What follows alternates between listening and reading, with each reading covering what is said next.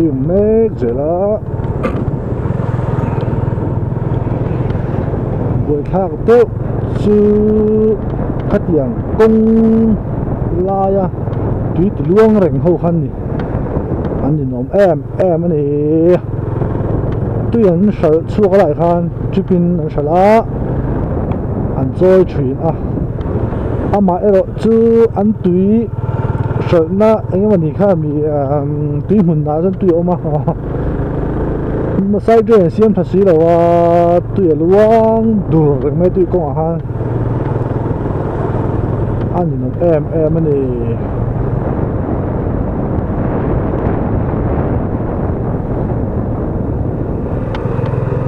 hi chỉ hiện quỹ đạo cái thất là hoàn mong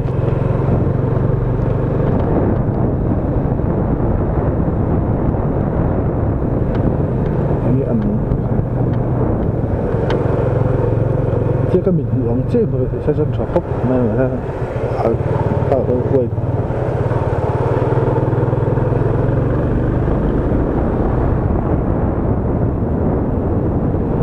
hiện cái ngay chuyện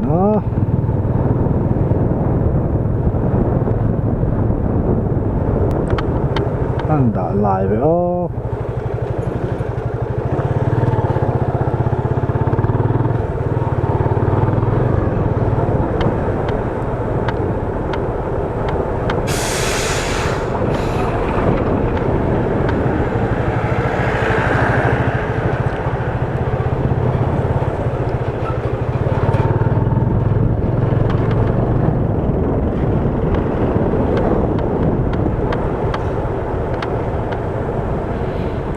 Rico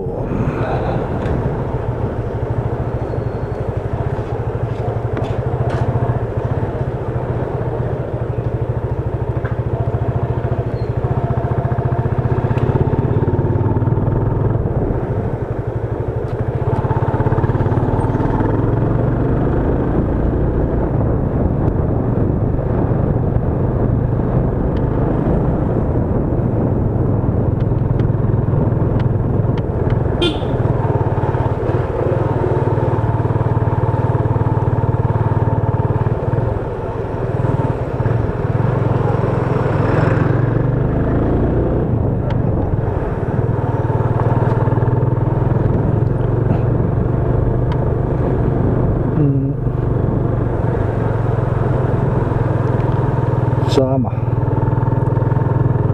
xí nó trao gì nè X còn nó tổ chức nó khoai bây giờ nó sẽ khoai đi mà ta đi nó để lên á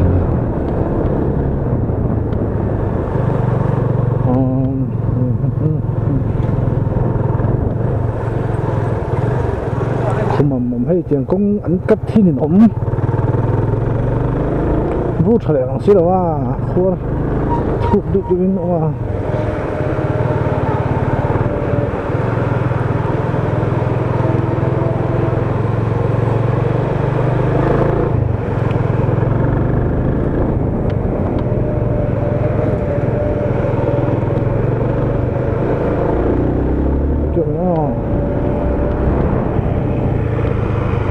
police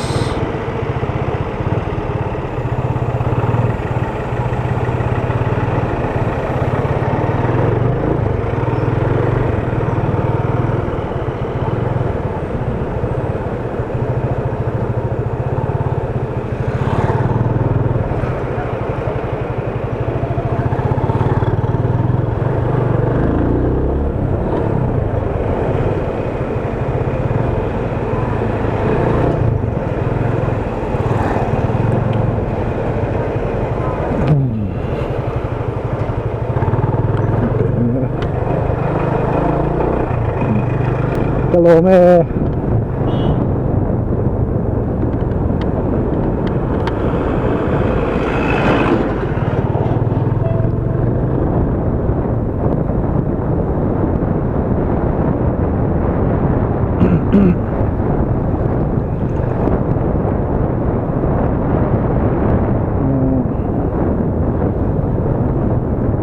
tuy vào mình thì mình thấy ăn lạt mì không mấy ha tuy vào mình mà hay lại nãy tên tuy phải biết lắm rồi ngà cái lẩu sương ái lắm mà khăn thì hiền chọn muốn cái thằng sầu lệ tập bê mày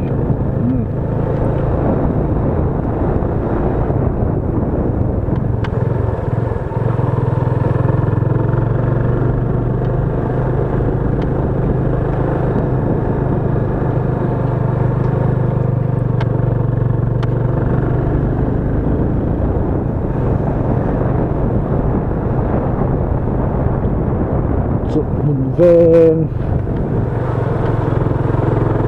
in thật tắc tắm khóc mấy lại ai rồi lạc lắm bằng về à bây giờ mà về hiện mà sốt em này in thật bụi liền bụi mà bụi đinh khép khục tầm ấy này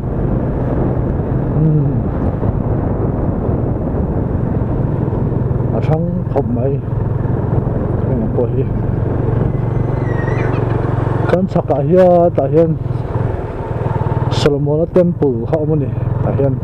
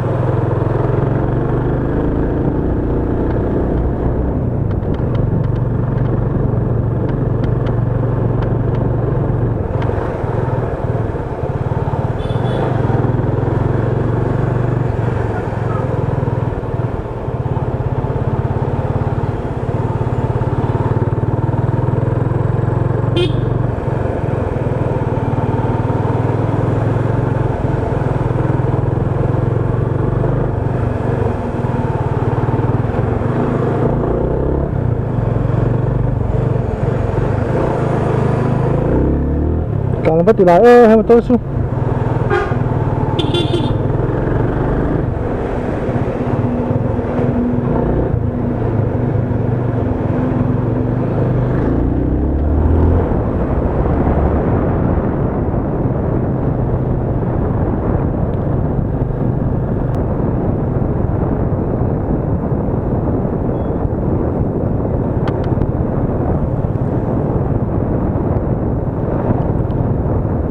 Trong here luôn mua là con sầu lệ các bạn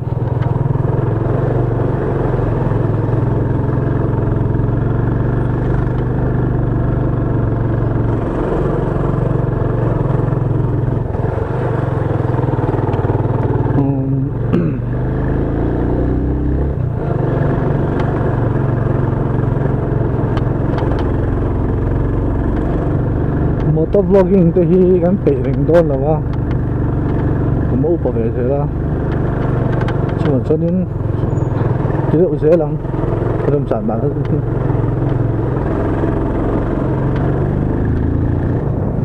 luông mua Presbyterian cộng sản bia in anh đã khóc mấy bởi khóc mấy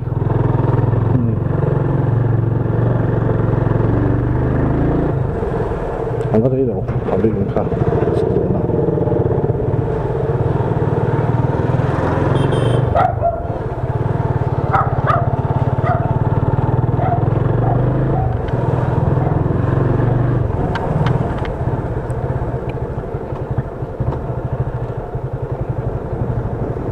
switch off liang dali le mi som ni pakhat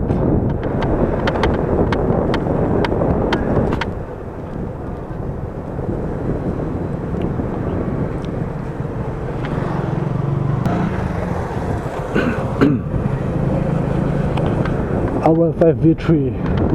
nal khop mai mà sẽ khởi bị thắt nàng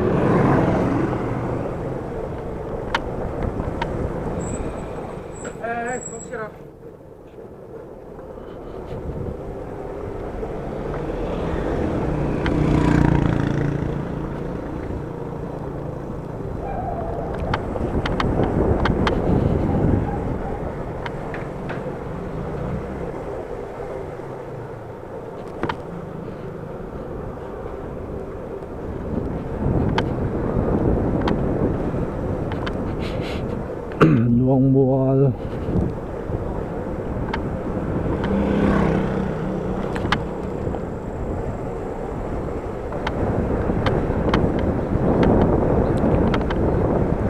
free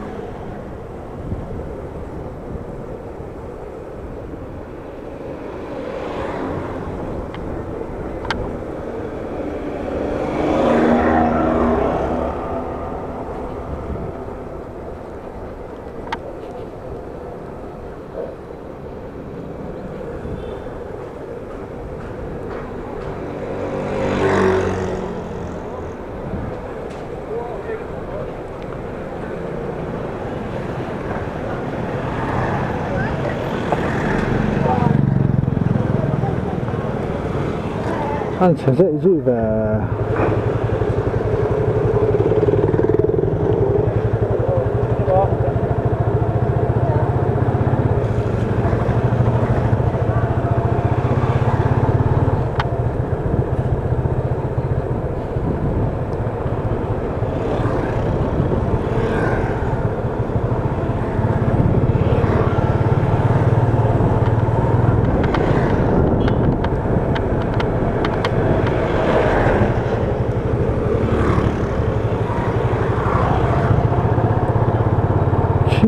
ai giả cột lang anh lon tụi cái này chú vàng chúa đọc bề ven tháp long đang cần cờ lăng sợi đồng khan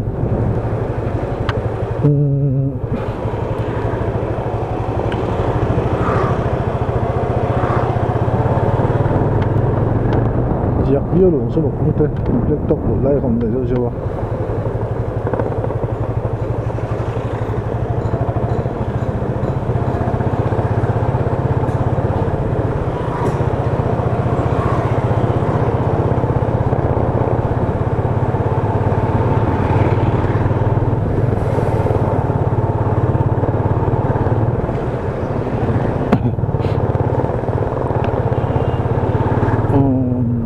xuống bạn hãy cho nhìn em rất mê hãy cho hãy cho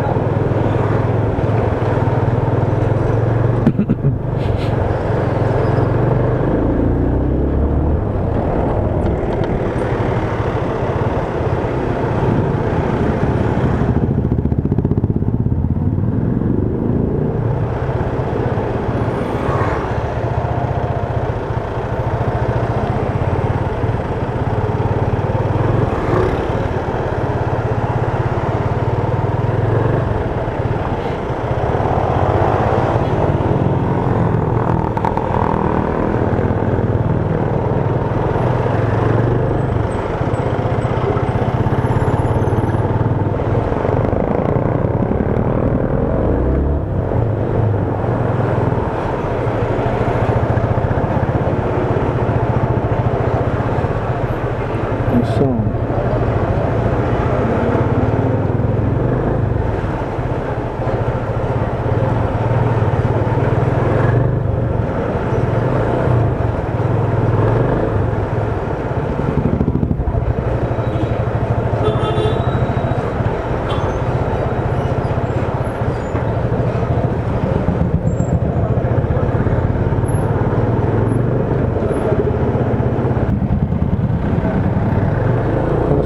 oh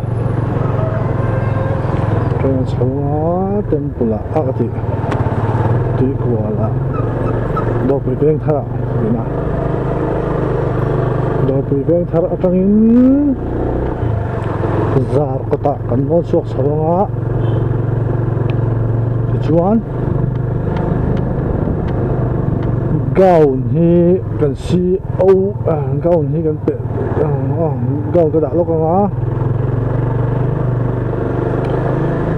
chuan ka hotlang ang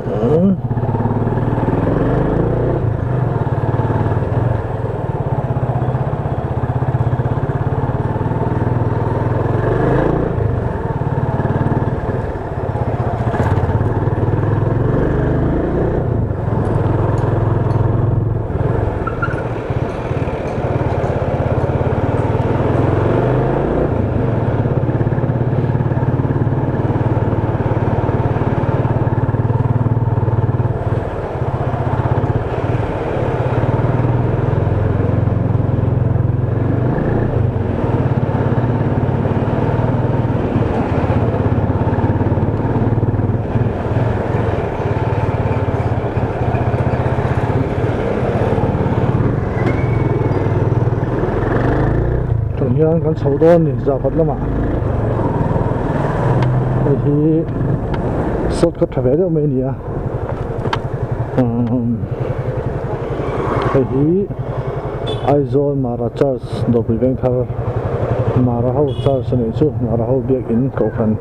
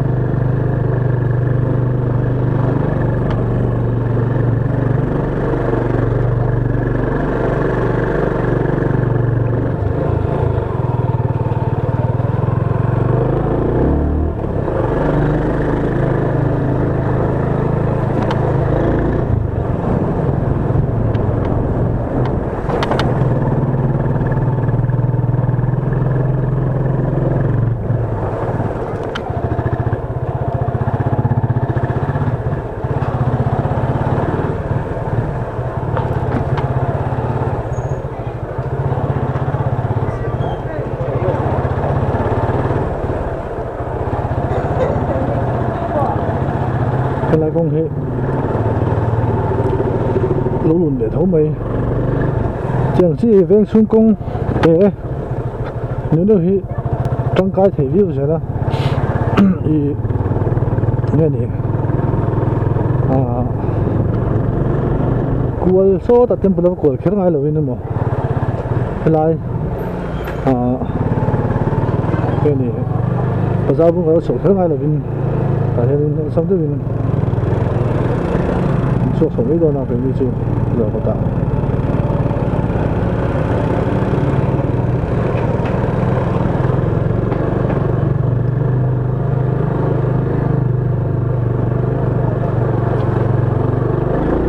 平时我这边就是啊，说什么这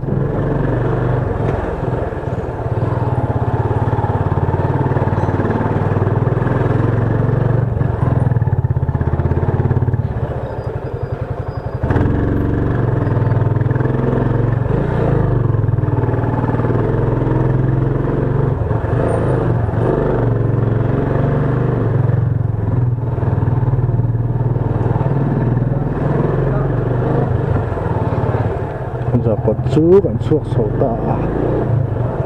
cái thế này rất là khăn sau lại chúng ta chọn phải thấy cho nên ở sâm luôn à phải em mong số mà còn tôi thấy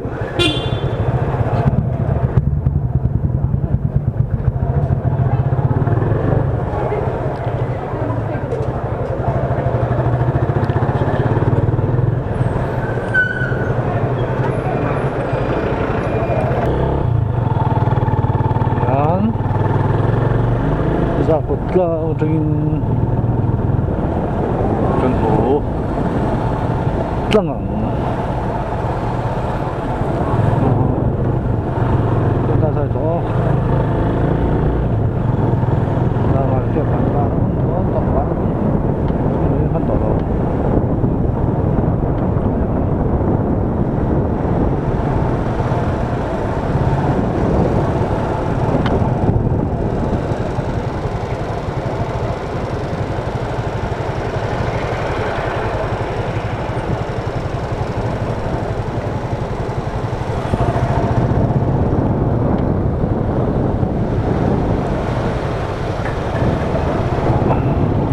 tụi con nghèo nó tụi con nghèo gì ha không biết làm gì à thì giờ còn đâu làm to về này thì hiện tại đều hết tháo ra chúng nó cái chỗ vấn đề này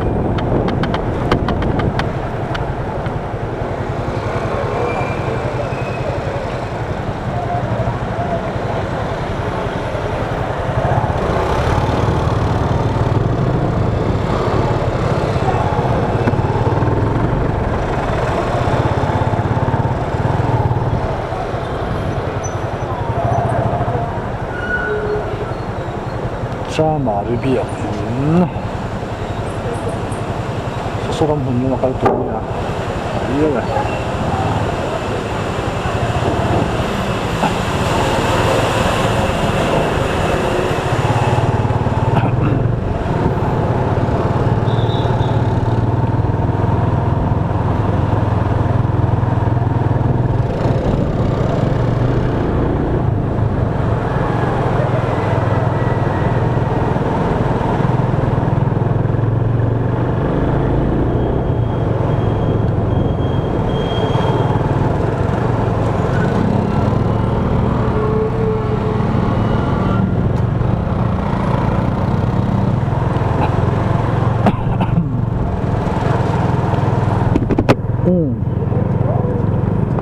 sau đang khám sầu hệ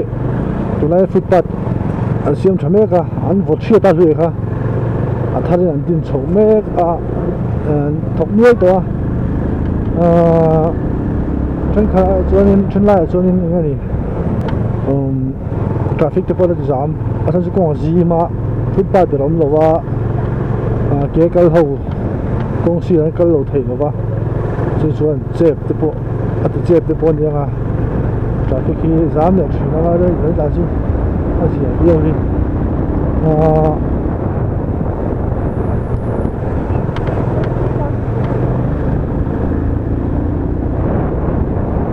là dọc bắc những cái đường đó mà sẽ tương đối hết nhiều chuyện nhiều rồi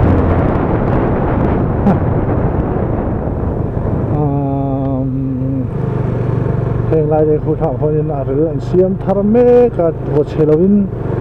cái chuyện xem thả cái là chân ở đây là chuyện thằng chú chúa này hiện cái hiện nên là zim ta không hi thì hiện khỏi tha đủ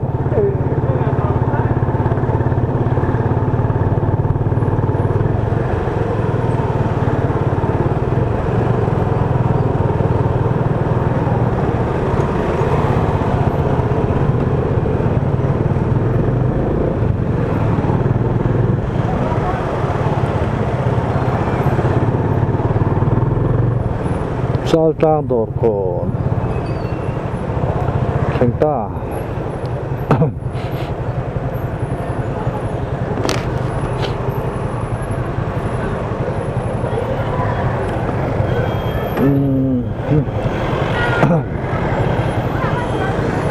레이는 군다 왜 저래 저러도 공생아 이 안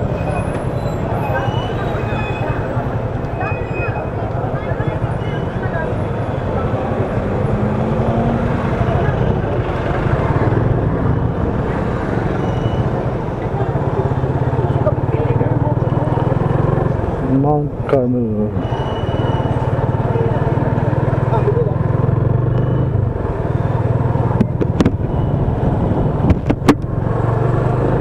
dia kan hotel gampang ang tak so hotel le lawang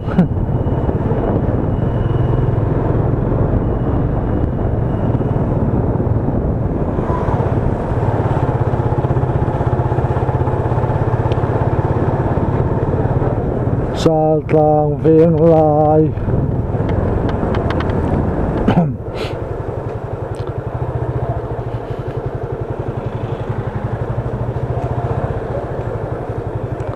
RTR 1 NST kan hidang